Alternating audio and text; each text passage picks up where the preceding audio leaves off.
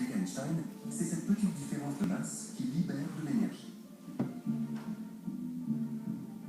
L'énergie est égale à la masse multipliée par la vitesse de la lumière au carré. La vitesse de la lumière étant très élevée, même avec une très petite masse, on obtient une énorme quantité d'énergie. Et c'est cette énergie qui alimente notre Soleil. Au sein du Soleil, 5 millions de tonnes de matière sont converties en énergie pure à chaque seconde. Pourtant, bien qu'elle brûle depuis 4,5 milliards d'années, notre étoile n'a épuisé que la moitié de ses réserves d'hydrogène. La lumière produite dans le noyau doit parcourir un demi-million de kilomètres pour atteindre la surface. Or, elle se déplace très lentement. Le cœur du Soleil est si dense qu'elle ne progresse qu'à raison d'1 millimètre par seconde. Ainsi, lui faut-il jusqu'à 200 000 ans pour effectuer le voyage du noyau à la surface. Ensuite, il lui faut en revanche seulement 8 minutes pour atteindre la Terre. Voici le phénomène de fusion nucléaire observé à 150 millions de kilomètres de distance.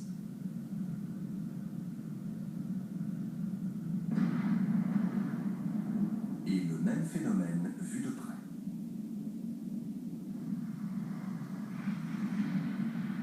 La bombe H est la première tentative de l'homme pour recréer le Soleil sur Terre. Le principe, compresser de l'hydrogène jusqu'à provoquer la libération d'énergie.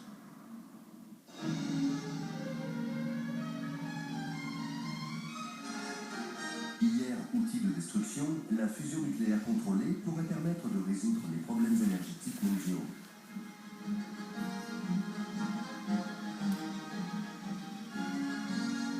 Pendant 50 ans, elle a ainsi constitué l'un des grands objectifs de la science. This kind of power, the H-bomb, is a man-made version of the sun.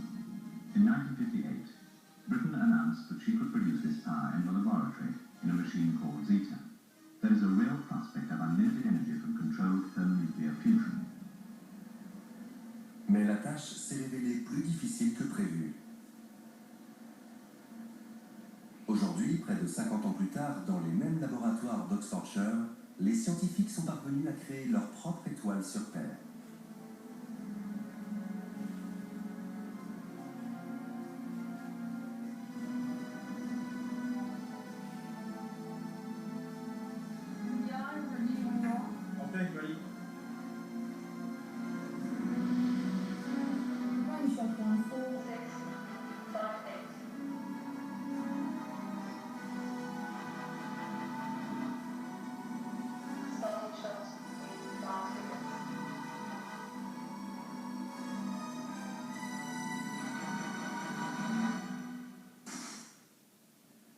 Là encore, rien de très spectaculaire.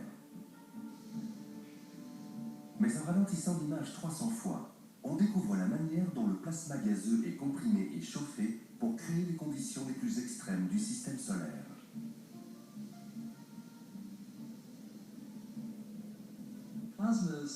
Les plasmas me font toujours penser à des enfants turbulents. Ils ont de l'énergie à revendre. Ils ont envie de faire des bêtises. Et c'est à nous de les en empêcher. Pour réaliser une réaction de fusion sur Terre, la température doit être 10 fois supérieure à celle qui règne au centre du Soleil.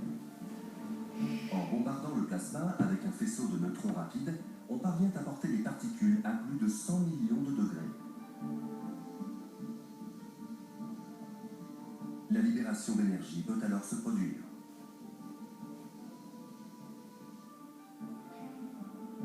Après avoir mis des années à apprendre à contrôler le plasma, les scientifiques pensent être bientôt capables de maîtriser la puissance du Soleil.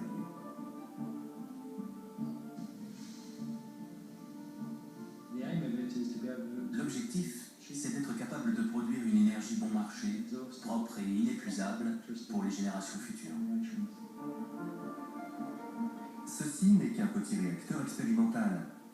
Il ne peut fonctionner que quelques secondes et absorbe plus d'énergie qu'il n'en génère. Mais une nouvelle génération de réacteurs plus gros est d'ores et déjà en cours de construction.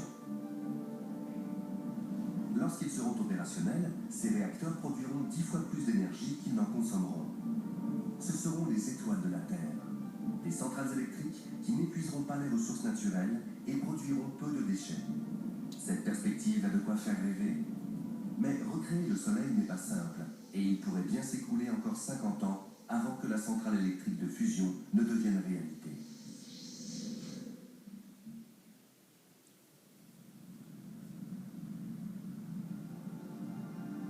D'ici là, il faudra nous contenter du vrai soleil. Et ce n'est déjà pas si mal, car il suffit d'un rayon pour nous redonner le moral.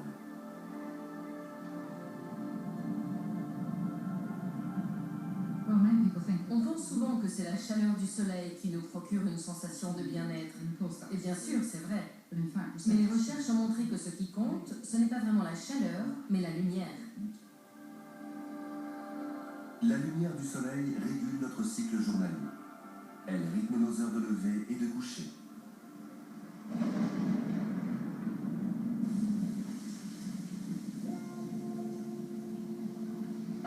Lorsqu'il n'y a pas assez de lumière, ces rythmes sont déréglés avec des effets potentiellement désastreux.